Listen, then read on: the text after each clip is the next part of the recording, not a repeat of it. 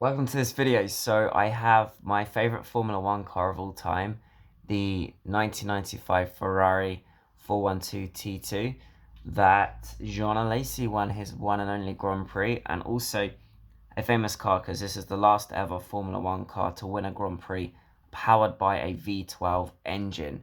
The best sounding Formula One car of all time, the V12 Ferrari 3-litre version.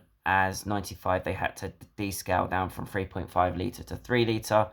This was an incredible sounding car. If you've not had this car footage or an onboard, please do go on YouTube now and watch onboards.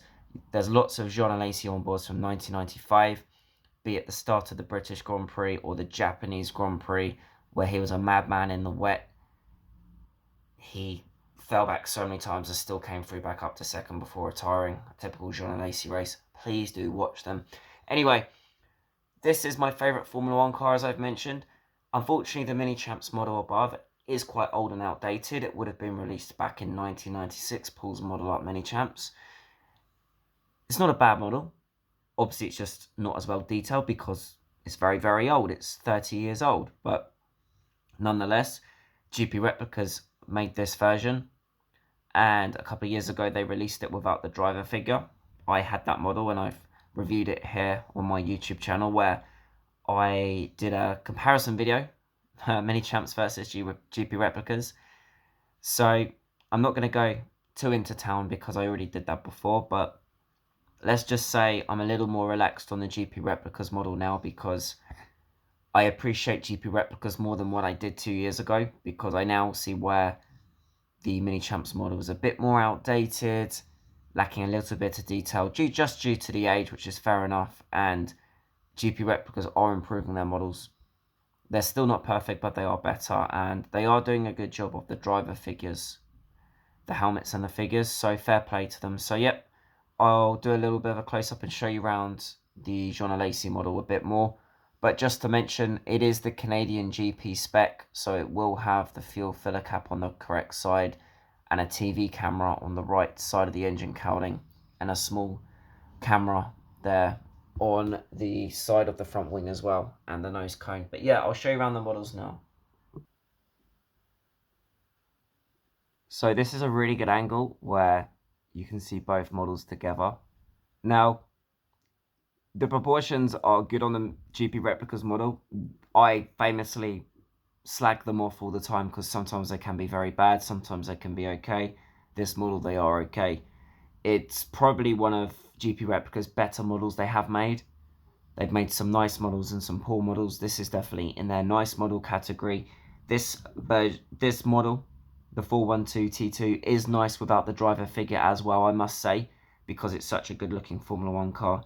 So if you don't want the driver figure version, it still will look just as good, if not better, arguably, because you don't concentrate on the driver sticking his arm out. You're looking at the model without the figure, and you're looking at the car more, and it's a very good looking car. So the driverless figure might even be the better model, but being a Jean Alesi fan, I wanted this model. So yeah, as you can see, the paintwork on the GP Replicas model to the bottom is really nice.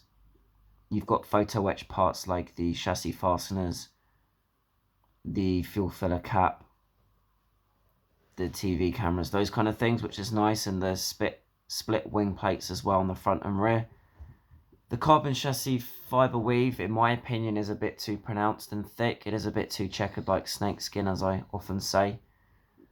But that would be my negatives, and my other negatives are, like on their other models, they make the tyre sidewall Goodyear branding is far too pronounced and big.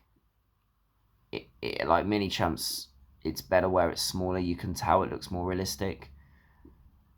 But yeah, I'll show you around the model a little bit more.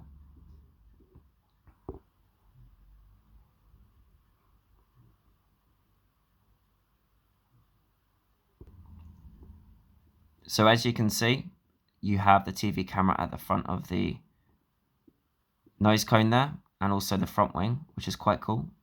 Montreal specific.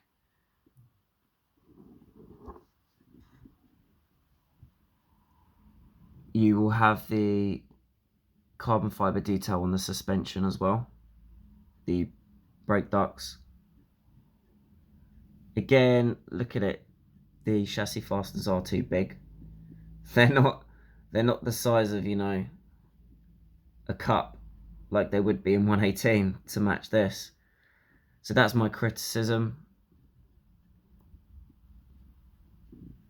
And the driver figure is way too skinny, like an 8-year-old boy, but I mean, I don't really see that, do I? So that's my other negative. But you've got some cool photo etched seatbelt details, which I think is cool.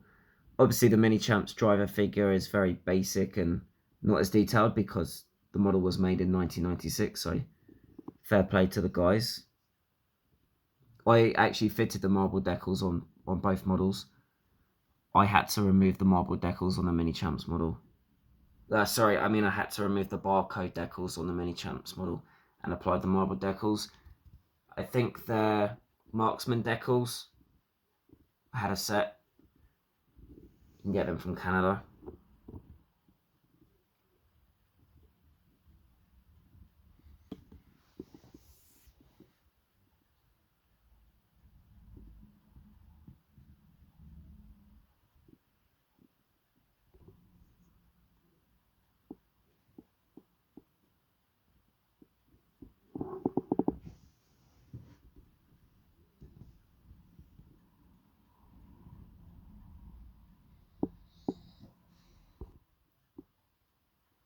Anyway, I appreciate you watching another video. I just wanted to do a quick, you know, walk around, so to speak, of both models and just show off this new Jean Alesi model. It's a pride model in my collection. I will be selling the Minichamps model. It is on my eBay at the moment, ready for sale. Anyway, thanks for watching this video, guys, and let me know your thoughts.